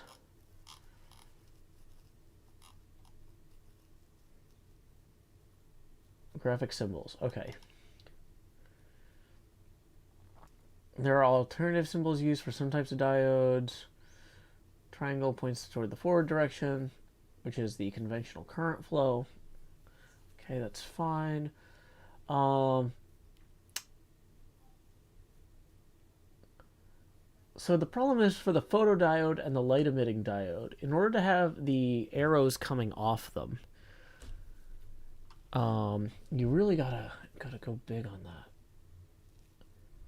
Because like building a diagonal arrow in Minecraft is a real hassle. So this is going to be too small here. But also, if we hollowed this out, does that work? Is that actually more visible as a triangle? Oh, it kind of is, actually. Oh, yeah. That makes it clear that that dot there is part of the arrow. Okay, so that part I like. But I think we need to try to build a... So this one was 5 wide. Let's try a 7 wide. So, say we start here. 1, 2... Whoops. 1, 2, 3, 4. So we'll have the wire come out here. 5, 6, 7.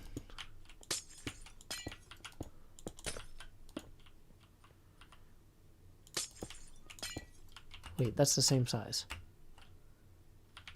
That one was 7 wide. Okay. We need to go 9 wide. Okay.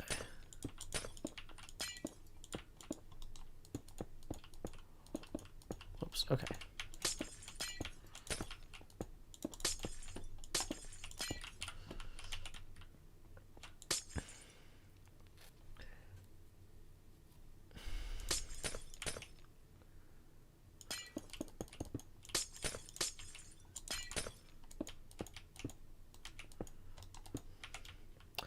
And then to have the arrows coming off of here properly. How would we even do that? Like, hold on. I think we might need to go like that. Oh boy. That's...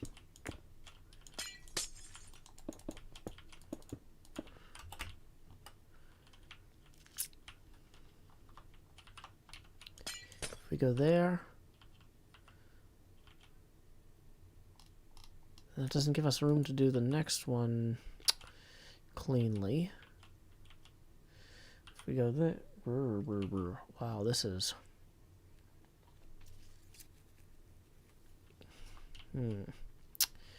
Yeah, we just need... We can't do it this big. It has to be bigger.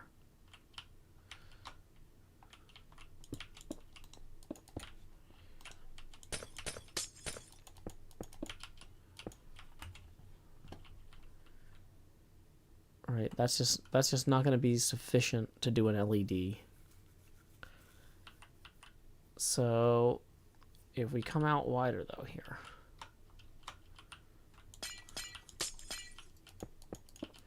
So we went 9 wide that time. If we go 11 wide, I think we might be able to do it.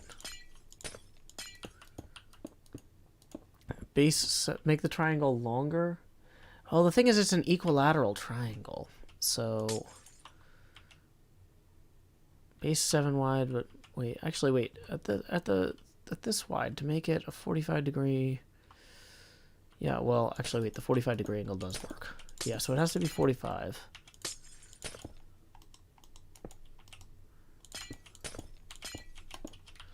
But now at this point we should be able to do this properly. And this is a lot of the point of this stream, is kind of figuring out what's the smallest scale we can do things at effectively. So at this point here, we can have one radiating out from there, and then one radiating out from there. And that works.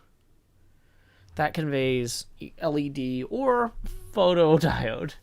We don't have the directionality on it, and we don't have the line running out. Spider Nom, you like it? Yep, we're doing circuit components. These are going to be visual elements in our upcoming electronic component garden. And I think it's going to work out well. Itzyak says, or it's Yitzak, or is Yitzak? I don't know how to say that. Says, I found and tweeted the IEEE standard 1975, reaffirmed in 1993, graphic symbols for electrical and electronic diagrams. Oh, yeah, I'm not an IEEE member. Let me pull up Twitter. Thank you. The 3rd edition of a Hermits and Friends coloring book is here. Oh, maybe I should do that on Wednesday.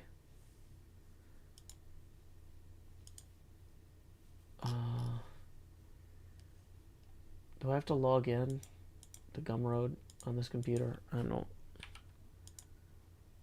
I gotta enter my... I'm not gonna do that. Okay. Never mind. I'm not gonna give Gumroad my email address. They already have it. Okay.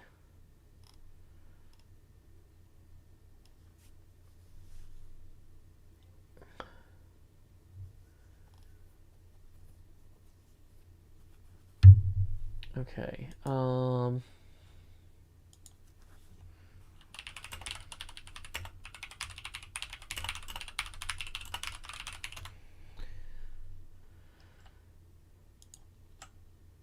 Okay, so this graphic symbols PDF, 264 pages.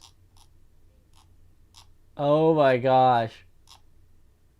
It's Yitzhak. This is fantastic.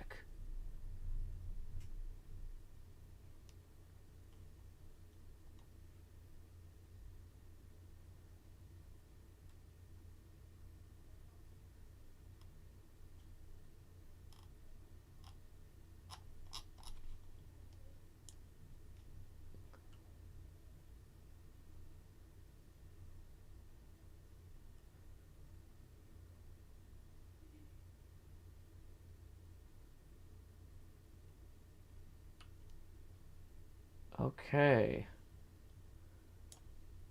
Well, thank you to the Indian Institute of Bombay for hosting this for us. That was very kind of them. So, yeah, we're going to save that. This is a ludicrously good reference document. An LED can be used as a bad photodiode, so the lack of directionality is sort of okay. Yeah, I saw a thing about people using high-powered lasers to send, or basically, if a device has an LED, you can use that LED as a photodiode and overwhelm it with a high-powered laser to basically, I saw a way that spies can hack.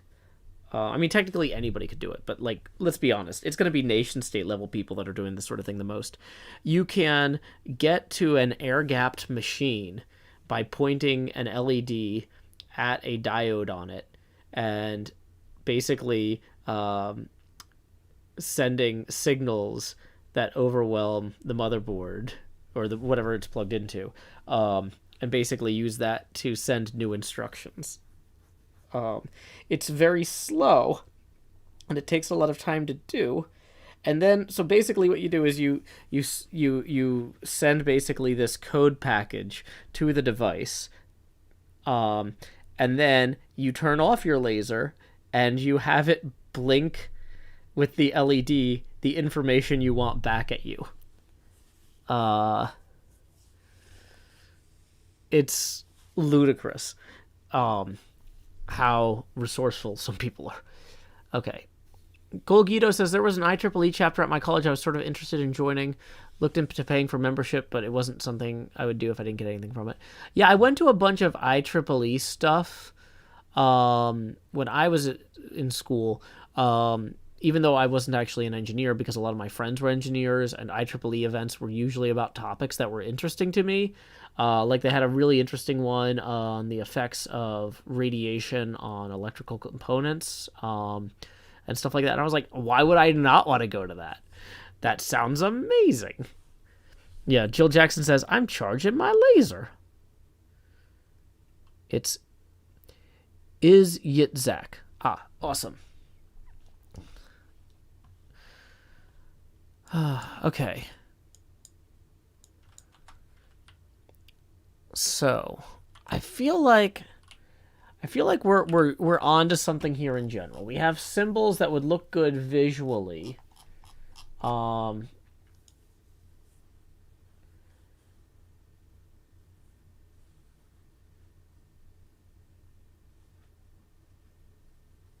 Yeah. I'm just skimming this PDF now, and there's a ton of great stuff in here. Excuse me. Oh, wow. Okay, I'm going to have to look at this on my own time. Welcome, Cobalt. In before someone builds an ion cannon in HermitCraft. Toxic Litter says, see, I started as a computer engineer, which meant a bunch of electrical stuff. I love the theory of it, but when I hit the issue of my stuff wouldn't work because the wire wasn't all the way in, or my solder was bad, yeah, that was rough. Okay, man, I miss schematics. Yeah, schematics just look cool. I mean, they also accomplish a lot, but I want to celebrate that things that accomplish a lot can also look cool. You know? I don't know what that ship is, Danny. I did see the film... Oh, wait, no, that was the film Malignant, not Malevolent. But it's a pretty good movie. I liked it.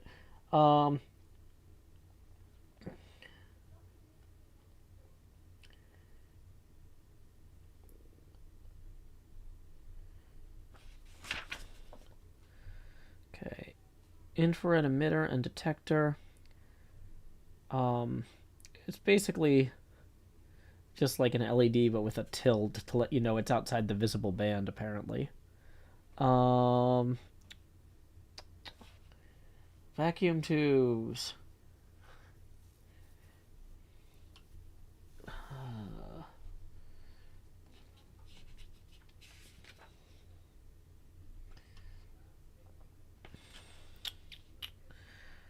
Yeah, okay. I kind of feel like I'm hitting a point where I need to go and sit and just read a lot of this stuff quietly to myself, because reading a book about vacuum tubes out loud is maybe not what y'all are here for. But, oh, this is pretty cool. Okay, yeah. Jill Jackson says, I had to update Windows 3 times this week to get it to work with my GeForce drivers. Ouch, that's unfortunate. Okay. We have the core concept here. MK the Worst says, this is ultra chill background listening while I work on a presentation. Good luck to you, MK. I actually don't know what industry you are in these days. Because I know you're not at Mixer anymore. But I don't know what you're up to otherwise. Mind's Eyes says, I would listen to you reading a book about vacuum tubes. Well, you know what? Let's see how that goes real quick. Just because, how many people here know anything about vacuum tubes? I know very little about them. I have a bit of the core concept down. But,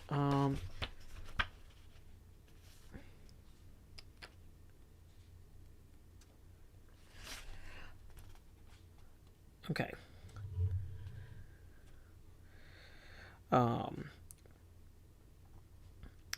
Vacuum tubes all have certain common characteristics. The electrodes, or elements of a tube, are housed in a glass or metal envelope that has been evacuated by drawing out all the gases. The most basic tube is the diode. so called because it has only two elements, a cathode that emits electrons and a plate or anode that collects the electrons. All tubes have at least these two elements. The common schematic letter designation for tubes is the letter Victor, such as Victor 2, Victor 6, etc. However, dual tubes, like the dual diode or dual triode, are usually identified in two sections, such as Victor 2 alpha and Victor 2 bravo, or Victor 6 alpha and Victor 6 bravo. In some tubes, the cathode and filament are the same element. Such tubes have directly heated cathodes. Other tubes have indirectly heated cathodes, in which a separate cathode is heated by a filament. The two types are shown in Figure 4.1. The cathode, whether directly or indirectly heated, emits electrons into the vacuum. When the anode or plate is made positive with respect to the cathode, it will attract these electrons, resulting in a current flow. Because electrons must travel from the cathode to the plate, other elements can be introduced to control this current flow. Thus, a third element, called a control grid, is added and is capable of exerting significant influence over the electron stream from cathode to plate. Some tubes have more than one grid. The tube name indicates the number of elements. For example, the triode has 3 elements, the tetrode has 4, and so on. Diodes. The two-element tube is a diode. Its schematic symbol is shown in Figure 4.2. The diode is most often used as a rectifier in power supply circuits. Because current flow in a diode will exist only when the plate is positive with respect to the cathode, an AC signal applied between the plate and cathode results in a current flow only during positive cycles. A diode used in this application is termed a half-wave rectifier because it conducts only one half of the AC wave. A full-wave rectifier will provide output on both portions of the AC signal if two diodes are connected as shown in Figure 4.3. A full-wave rectifier tube is actually two separate diodes in a single envelope. Both plates receive electrons from the same cathode. So there you go. Learning a little bit over here.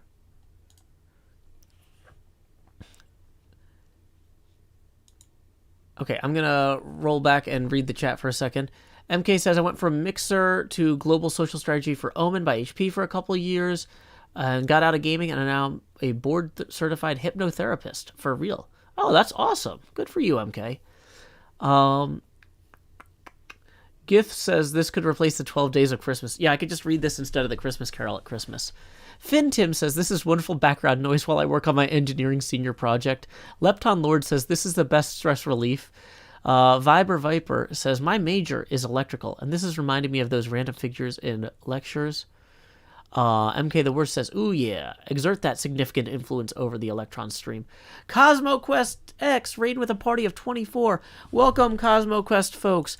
We aren't really doing anything too spacey today. We are doing a little bit of electrical stuff, though. We are currently figuring out how to adapt electrical symbols from the IEEE and international standards into pixel art in Minecraft, and basically figuring out what the different scales are we can do that at.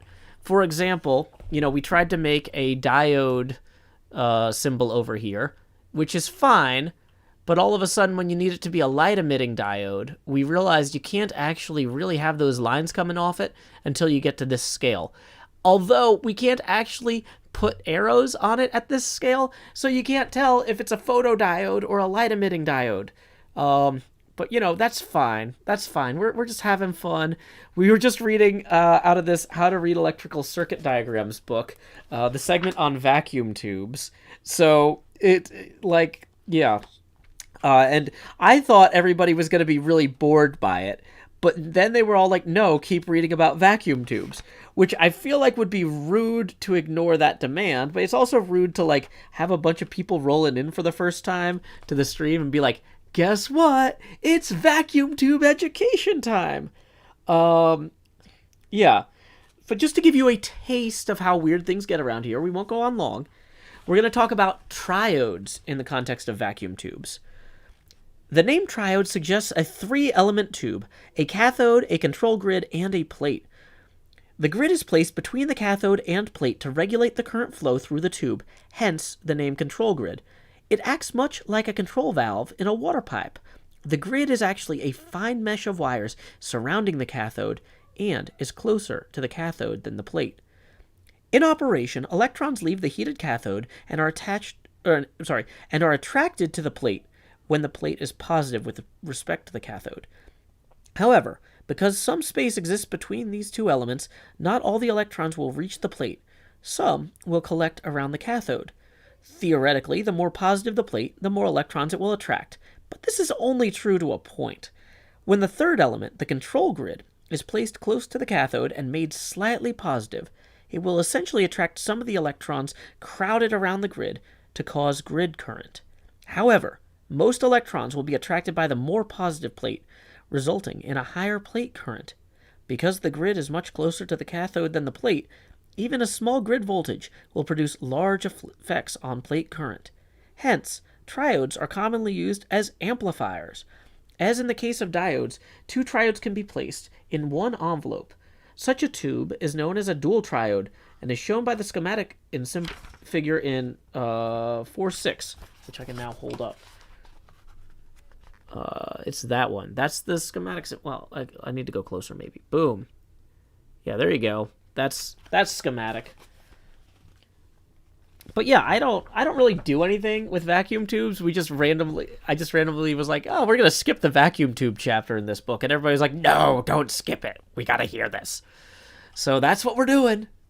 That's what we're doing. It's audience supported streaming, and so yeah. Travis Valentine says, I'm starting a new job making electronic components next week, so this is very pertinent to my life right now. I don't know how many vacuum tubes you're going to be making. What kind of stuff is the place making? So I actually, I had a job when I was in college at one point making laser rangefinders, and that was all, that was very soldering heavy and did a lot of polishing lenses on doing all sorts of stuff like that. Tabris says we do make vacuum tubes. Oh, awesome. Well, Tabris, this is practically continuing education time. You should be logging this. Okay. So Jill Jackson says, I still don't know what a cathode is. I tried to read about this stuff, but I get brain fog. Well, I think if we roll back here just a little bit,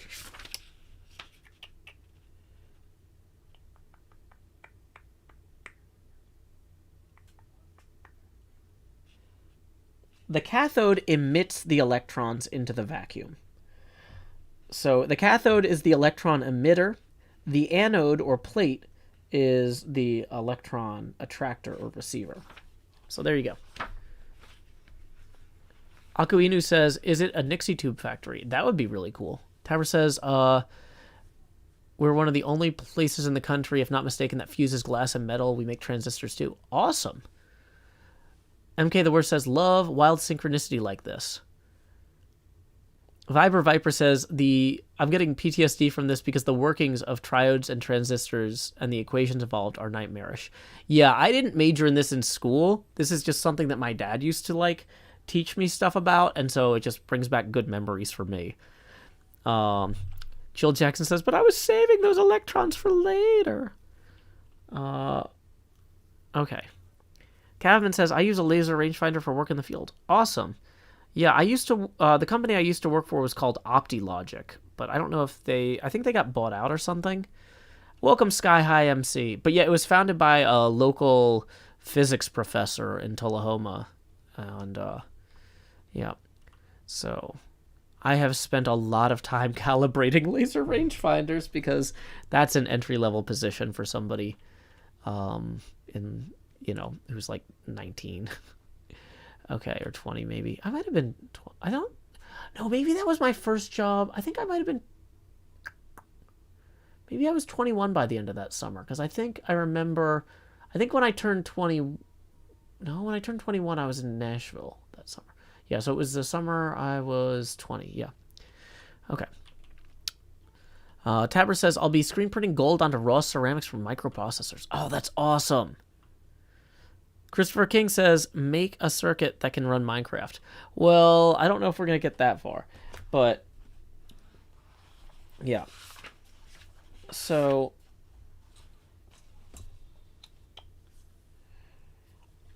if we wanted to do the symbol, the vacuum tube symbol, that is going to be a big circle. So, let's maybe...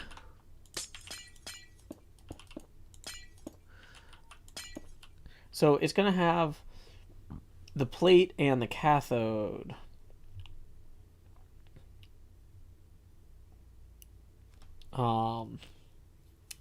So let's go ahead and try building one of those. Now, I probably need to look at how much space I have here and then pull up the Minecraft pixel circles. Minecraft pixel circle diagram. Okay, so where's those odd numbers? Boom. Okay, so if we're starting with 5 here, open image and new tab.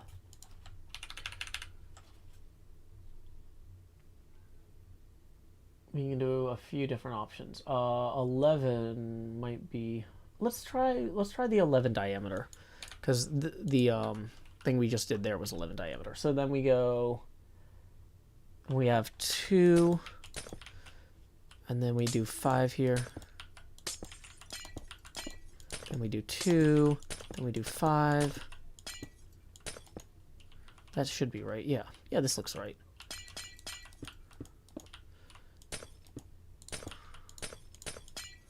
Dang it.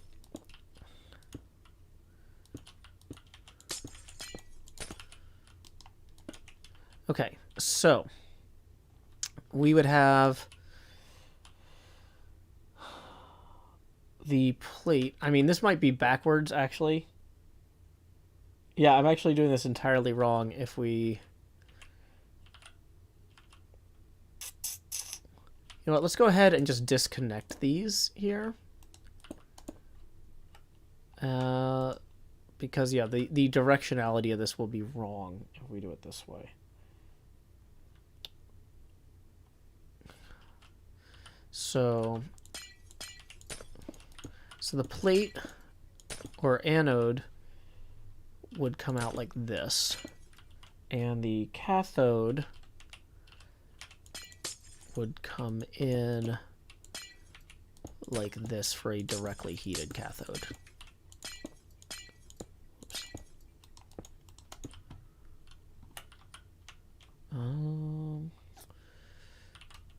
Yeah, that's not very impressive, but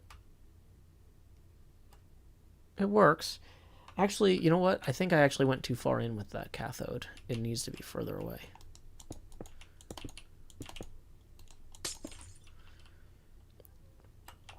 Yep. Okay, so there is your basic vacuum tube.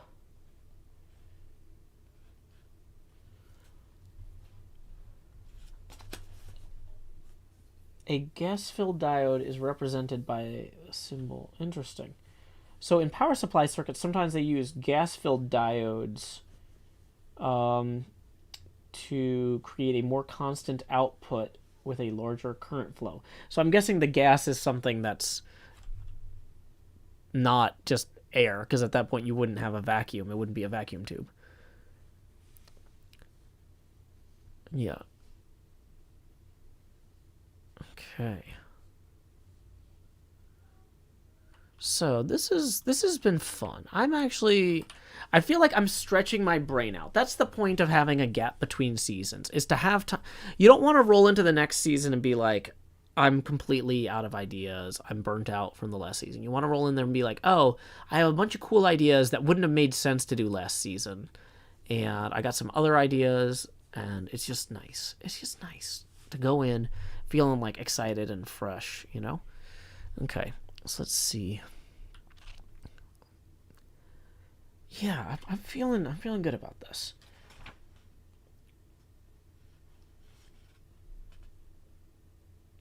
Wow. This vacuum tube stuff, it goes up to, okay, So we were talking about triodes real quick, right? Which have the control grid. But then you get to the tetrode, and there's a fourth element. There's a second grid. The tetrode schematic symbol, as illustrated here, shows the second grid, called a screen grid, between the control grid and the plate. The purpose of the screen grid is to reduce the capacitance between the control grid and the plate, a condition that can cause problems during high-frequency operation. The control grid still acts to regulate plate current as it does in the triode, but the control grid's effect is much greater in the tetrode, making it a higher gain amplifier. In most circuit applications, the screen grid is bypassed to ground with a capacitor, which effectively places the screen grid at signal ground to further reduce the capacitance between the plate and the control grid. The most common application for the tetrode is in amplifier circuits. However, the pentode tube is even more widely used, except in certain applications. So I want to know, what is up with this pentode? Why would you need 5 elements in one vacuum tube? Let's find out. The pentode tube has 5 elements: a cathode, plate, control grid, and screen grid, as in a tetrode, plus one additional element called the suppressor grid. In the tetrode, the screen grid was added to reduce the capacitance between the control grid and plate, resulting in better amplification at higher frequencies. However, during conduction, electrons hitting the plate cause some electrons to be knocked off, producing an effect known as secondary emission. This secondary electron flow occurs when the electrons knocked off the plate are attracted by the screen grid, which results in distortion and unwanted oscillations. To eliminate this effect, a suppressor grid was placed between the screen grid and the plate. As shown in the pentode symbol, the suppressor grid is tied to the cathode. Therefore, the suppressor grid is negative with respect to the plate, and, as a result, repels secondary emissions from the plate. The pentode has a much higher amplification factor than either the triode or tetrode, and is used in amplifier stages where high gain and high plate resistance is desirable. So that's cool. Okay. So then the other stuff in here is beam power tubes, which sends a concentrated beam. Pentagrid tubes, which has 5 grids. It's often used as an oscillator or mixer in super heterodyne receiver circuits. I don't even know what that is, but it sounds fantastic. Put that on the Christmas list. I mean, this is 11 months out, but we'll get there, I hope. They're commonly used in automobile broadcast receivers. Okay. That's cool. Let's see. Regulator tubes are used to maintain a constant power supply voltage regardless of load variations. That's cool. Cathode ray tubes. That's a familiar vacuum tube. According to this book, it's the most familiar vacuum tube, because that's what a TV picture tube is. Yeah. The TV picture we see is actually formed by a beam of electrons swept back and forth, deflected across the screen to paint an image. Naturally, there's a lot more involved than that, but the basic principle is the same for any cathode ray tube, CRT.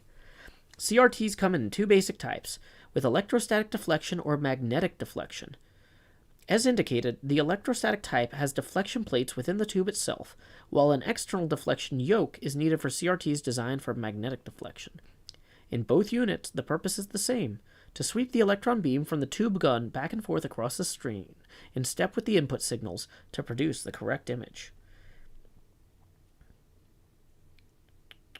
Both CRT types are found in television sets, oscilloscope test instruments, and radar units. However, the magnetic deflection type cathode ray tubes are more commonly used in today's home television receiver. The schematic symbol for a cathode ray tube is much like any other tube. A CRT has a filament, cathode, grids, and plate. However, the plate is the phosphor coating on the inside of the tube faceplate, and the voltage is on the order of thousands of volts, compared to a few hundred volts for other types of tubes. The high voltage attracts the electron beam and speeds it past the anode to the phosphor-coated face, which glows underneath bombardment by the electron beam.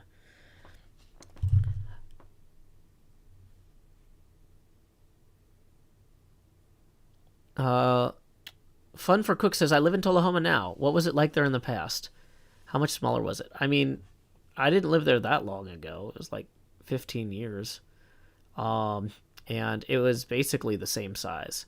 In fact, in some ways, Tullahoma has shrank. Like, the high school, when I went there, had like... My sister graduated from high school there a couple of years ago, and I think that their student body in the high school was like 1,200 or so, and it was like 1,600 when I went there. So the town's gotten older. Okay. A lot of golf courses there, so it's a good place for people to retire. But yeah. Okay. How old is this book I'm reading from? Pretty old. It was refreshed in 91, but it was originally written in 87. It's called How to Read Electronic Circuit Diagrams. Okay. So I think we are pretty solid on the whole here. Boom, boom, boom.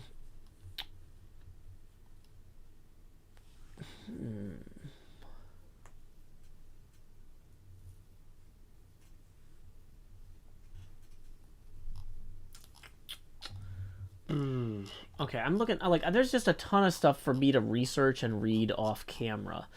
This vacuum tube stuff is fun to read on camera, but it's actually not really useful for what I'm doing. Yeah, Synchrono says circuit diagrams won't have changed much. Exactly. That's one of the reasons. Yeah, I picked this up at a used bookstore. Gusty Gale says, I'm loving the symbols. I recognize a lot of them. Yeah, we're trying to figure out what scales you can make them at in Minecraft and still have them work, you know? So, yeah, I'm happy with it. But let's see. We've been going for about 2 hours now. And I think it's about time to wrap up for the afternoon. Unfortunately, I was hoping that by the time I wrapped up the stream, the snow would be, like, usable. And it is not, like, let's go out in sled weather. Ugh. It's just muddy and gross. That's really sad. Disappointing. But either way, yeah, we're hitting the end of the stream. Let's see who we can raid. Thanks again to CosmoQuest for that raid earlier. Y'all are fantastic, and I love the work you do. If we go to twitch.tv/directory following. Also, as always, great to see you, MK the Worst. Good luck in your therapy. As a therapist, not like, you know, as a therapy recipient. I am wishing you the best on your new career, because that sounds awesome. It's a great way to help people. Let's see. Hand wash only, do not dry clean. Yeah, we could do all the cleaning symbols. That's it for another season. Let's see. Who else? It looks like my good friend Zombie Cleo is currently playing a little bit of Minecraft Create Mod. So why don't we go ahead and say howdy to her. When we get over there, say howdy, y'all. Joe Hills Raid here. And until next time, y'all, this has been Joe Hills from Nashville, Tennessee. I want to say keep adventuring and end the stream, but the read now button isn't lit yet. There it is. Now it is. Yay. Keep adventuring.